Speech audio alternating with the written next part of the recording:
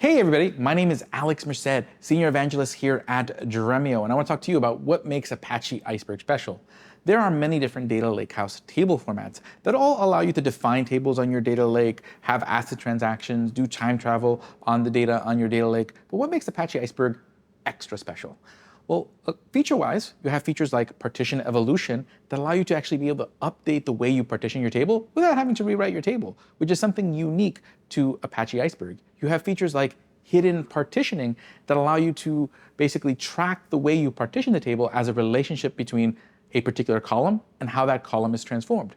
Basically eliminating the need to create extra partition columns in your data, allowing you to store less data and reduce the possibility of accidentally doing full table scans. But beyond just the features, what makes Apache Iceberg really unique is its open nature. The fact that it basically is something that is developed in the public. Anyone can join Apache Iceberg meetings, be part of the Apache Iceberg Slack, go to the Apache Iceberg mailing list, and be part of the conversation about how the format evolves. And because of this, you now have this robust ecosystem of Apache Iceberg of so many different tools that allow you to read, write, manage Iceberg tables. And that's what makes Apache Iceberg special. Thank you. I'll see you in the next one.